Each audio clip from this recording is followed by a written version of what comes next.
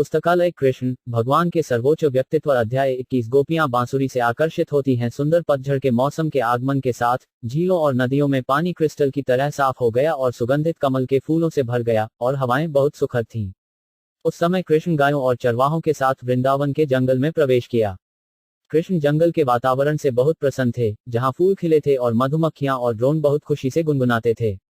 जब पक्षी, पेड़ और पौधे सभी बहुत खुश दिख रहे थे, कृष्ण गायों की देखभाल कर रहे थे और श्री बलराम और चरवाहे लड़कों के साथ उनकी दिव्य बांसुरी को कंपन करना शुरू कर दिया।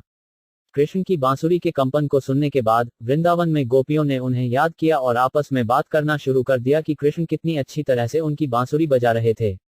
जब गोपियां कृष्ण की बांसुरी के मधुर स्पंदन का वर्णन कर रही थीं, तो उन्हें भी उनके साथ अपनी लीलाएं याद थीं। इस प्रकार उनके मन अशांत हो गए और वे उस सुंदर स्पंदन का पूरी तरह से वर्णन करने में असमर्थ थे। दिव्य स्पंदन की चर्चा करते हुए उन्होंने यह भी याद किया कि कैसे कृष्ण ने एक नृत्य अभिनेता की तरह अपने सिर पर मोर पंख से सजाए हुए और उनके कान पर नीले फूलों के साथ कैसे कपड़े पहने थे। उनके वस्त्र पीले सुनहरे चमक रहे थे और उन्हें वैजंती हार पहनाया गया था। इस तरह के आकर्षक कपड़े पहने हुए कृष्ण ने अपनी बांसुरी के छिद्रों को उनके होठों से निकलने वाले अमृत से भर दिया। तो उन्होंने उन्हें याद किया, वृंदावन के जंगल में प्रवेश किया, जो हमेशा कृष्ण और उनके साथियों के पैरों के निशान से महिमामंडित होता है। कृष्ण बांसुरी बजाने में बहुत निपुण थे और गोपियां ध्वनि कंपन से मोहित थीं, जो न केवल उनके लिए बल्कि इसे सुनने वाले सभी जीवित प्राणियों के लिए आकर्षक थी। गोपियों में से एक ने अपनी सहेलियों से कहा, आंखों की सर्वोच्च पूर्णता कृष्ण और बलराम को जंगल में प्रवेश करते हुए और उनकी बांसुरी बजाते हुए और अपने दोस्तों के साथ गायों की देखभाल करते देखना है। जो लोग लगातार कृष्ण को देखने के दिव्य ध्यान में लगे हुए हैं, आंतरिक और बाह्य रूप से उन्हें बांसुरी बजाते हुए वृंदावन वन में प्रवेश करने और ग्वालों के साथ गायों की देखभाल करने से वास्तव में समाधि की पूर्णता प्राप्त कर ली है। समाधि ट्रांस का अर्थ है किसी विशेष वस्तु में इंद्रियों की सभी गतिविधियों का अवशोषण, और गोपियां संकेत करती हैं कि कृष्ण की लीलाएं सभी ध्यान और समाधि की पूर्णता हैं। भगवद गीता में इसकी पुष्टि की गई है कि जो कोई भी हमेशा कृष्ण के विचार में लीन रहता है, वह सभी योगियों में सबसे ऊपर है। एक अन्य गोपी ने अपनी राय व्यक्त की कि कृष्ण और बलराम चरवाहों के साथ गायों की देखभाल करते हुए ऐसे दिखाई दिए जैसे अभिनेता नाटकीय मंच पर खेलने जा रहे हों। कृष्ण चमकते हुए कपड़े पहने थे, पीले रंग के वस्त्र, नीले रंग में बलराम, और उनके हाथों में आम के पेड़ की नई टहनियां, मोर पंख और फूलों के गुच्छे थे। कमल के फूलों की माला पहने वे कभी कभी अपने दोस्तों के बीच बहुत मधुर गाते थे। एक गोपी ने अपनी सहेलियों से कहा, यह कैसे कृष्ण और बलराम इतने सुंदर दिख रहे हैं। एक अन्य गोपी ने कहा, मेरे प्यारे दोस्तों, हम उनकी बांस की बांसुरी के बारे में सोच भी नहीं सकते। इसने किस तरह की पवित्र गतिविधियों को अंजाम दिया ताकि यह आप कृष्ण के होठों के अमृत का आनंद ले रही हो, जो वास्तव में हम गोपियों की संपत्ति है। कृष्ण कभी कभी गोपियों को चूमते हैं, इसलिए उनके होठों का दिव्य अमृत केवल उन्हें ही उपलब्ध है। तो गोपियों ने पूछा, यह कैसे संभव है कि बांसुरी, जो एक बांस की छड़ी के अलावा और कुछ नहीं है, हमेशा कृष्ण के होठों से अमृत का आनंद लेने में लगी रहती है। क्योंकि बांसुरी परमेश्वर की सेवा में लगी हुई है। बांसुरी के माता और पिता को खुश होना चाहिए। झीलों और नदियों को वृक्षों की माता माना जाता है, क्योंकि वृक्ष केवल पानी पीने से ही जीते हैं। तो वृंदावन की झीलों और नदियों का पानी एक खुश मिजाज में था, खिले हुए कमल के फूलों से भरा हुआ था, क्योंकि पानी सोच रहा था, ऐसा कैसे है कि हमारा बेटा बांस की छड़ी कृष्ण के होठों के अमृत का आनंद ले रहा है। नदियों और सरोवरों के किनारे खड़े बांस के पेड़ भी अपने वंशजों को भगवान की सेवा में इस प्रकार लगे देखकर प्रसन्न होते थे, जैसे दिव्य ज्ञान में उन्नत व्यक्ति अपने वंशजों को सेवा में संलग्न देखकर प्रसन्न होते हैं। भगवान पेड़ खुशी से झूम उठे और लगातार शहद दे रहे थे, जो उनकी शाखाओं पर लटके हुए छत्ते से बहते थे। एक अन्य गोपी ने कृष्ण के बारे में अपने दोस्तों से इस प्रकार बात की, प्रिय मित्रों, हमारा वृंदावन इस पूरी पृथ्वी की महिमा का प्रचार कर रहा है, क्योंकि यह ग्रह देवकी के पुत्र के कमल के पैरों के निशान से महिमामंडित है। इसके अलावा जब गोविंदा अपनी बांसुरी बजाते हैं, तो मोर तुरंत पागल हो जाते हैं, जैसे कि उन्होंने एक नए बादल की गड़गड़ाहट सुनी हो। गोवर्धन पर्वत की चोटी पर या घाटी में जब सभी जानवर और पेड़ पौधे मोरों का नृत्य देखते हैं, तो वे सभी शांत हो जाते हैं और बांसुरी की दिव्य ध्वनि को बड़े ध्यान से सुनते हैं। हमें लगता है कि यह वरदान संभव नहीं है या किसी अन्य ग्रह पर उपलब्ध नहीं है। हालांकि गोपियां गांव की चरवाहे महिलाएं और लड़कियां थीं, फिर भी उन्हें व्यापक वैदिक ज्ञान था। ऐसा वैदिक सभ्यता का प्रभाव है। आमतौर पर लोग आधिकारिक स्रोतों से सुनकर ही वेदों के उच्चतम सत्य को सीख सकते हैं। एक अन्य गोपी ने कहा, मेरे प्यारे दोस्तों, हिरण को देखो। हालांकि वे गूंगे जानवर हैं, उन्होंने महाराज नंद के पुत्र कृष्ण से संपर्क किया है। वे न केवल कृष्ण और बलराम की पोशाक से आकर्षित होते हैं, बल्कि जैसे ही वे बांसुरी बजाते हैं, हिरण अपने पतियों के साथ भगवान को बड़े प्यार से देखकर उन्हें प्रणाम करते हैं। गोपियां मृग से ईर्ष्या करती थीं क्योंकि मृग अपने पतियों के साथ कृष्ण की सेवा करने में सक्षम थे। गोपियां खुद को इतना भाग्यशाली नहीं समझती थीं क्योंकि जब भी वे कृष्ण के पास जाना चाहती थीं, तो उनके पति बहुत खुश नहीं होते थे। एक अन्य गोपी ने कहा, मेरे प्यारे दोस्तों, कृष्ण इतने अच्छे कपड़े पहने हुए हैं कि वे महिलाओं द्वारा आयोजित विभिन्न प्रकार के समारोहों के लिए प्रेरक प्रतीत होते हैं। उनकी बांसुरी की दिव्य ध्वनि सुनकर स्वर्गवासियों की पत्नियां भी आकर्षित हो जाती हैं। हालांकि वे अपने हवाई जहाज में हवा में यात्रा कर रहे हैं, अपने पतियों की कंपनी का आनंद ले रहे हैं, कृष्ण की बांसुरी की आवाज सुनकर वे तुरंत परेशान हो जाते हैं।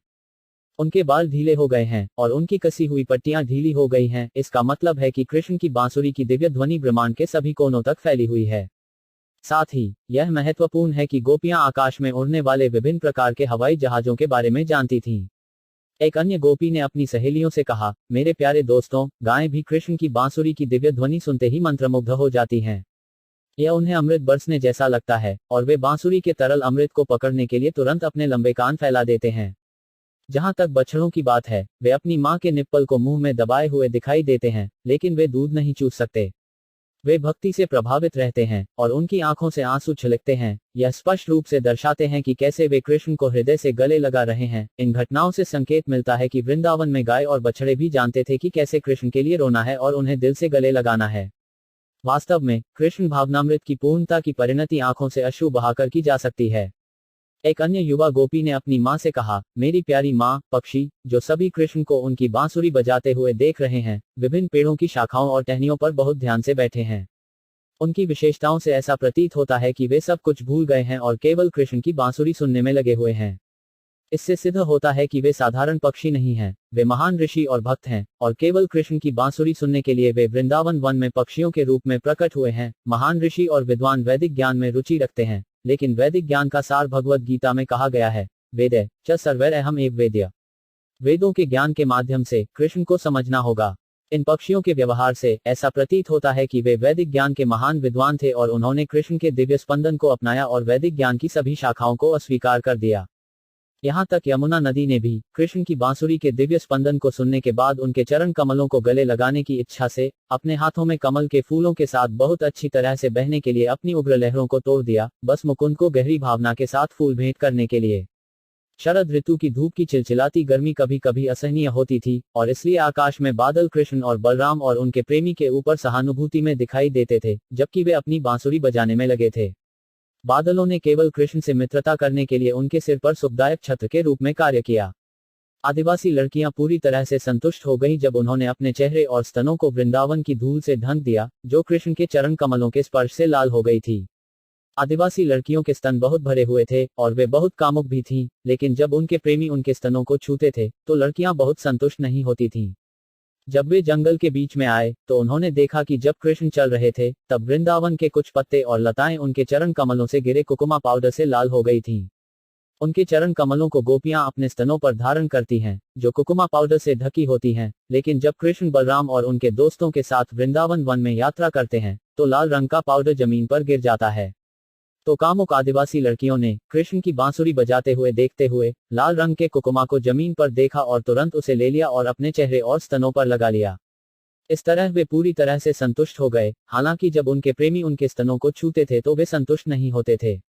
यदि कोई कृष्ण भावनामृत के संपर्क में आता है तो सभी भौतिक वासनाओं की तुरंत तृप्ति हो सकती है। एक अन्य गोपी गोवर्धन पर्वत की अद्वितीय स्थिति की इस प्रकार प्रशंसा करने लगी, यह गोवर्धन पर्वत कितना भाग्यशाली है, क्योंकि यह भगवान कृष्ण और बलराम की संगति का आनंद ले रहा है, जो इस पर चलने के आदी हैं। इस प्रकार गोवर्धन हमेशा भगवान के चरण कमलों के संपर्क में रहता है। और चूंकि गोवर्धन पर्वत भगवान कृष्ण और बलराम के प्रति इतना आभारी है, इसलिए यह विभिन्न प्रकार के फलों, जड़ों और जड़ी बूटियों की आपूर्ति कर रहा है। साथ ही साथ अपनी झीलों से बहुत ही मनभावन क्रिस्टल जल भगवान को भेंट में दे रहा है। हालांकि गोवर्धन हिल द्वारा प्रस्तुत सबसे अच्छी प्रस्तुति गायों और बछड़ों के लिए नई उगाई गई घास है। गोवर्धन पर्वत अपने सबसे प्रिय साथियों, गायों और चरवाहों को प्रसन्न करके भगवान को प्रसन्न करना जानता है। एक अन्य गोपी ने कहा, जब कृष्ण और बलराम वृंदावन के जंगल में अपनी बांसुरी बजाते हैं और सभी प्रकार के गतिशील और गैर जीवित प्राणियों के साथ घनिष्ठ मित्रता करते हैं, तो सब कुछ अद्भुत लगता है।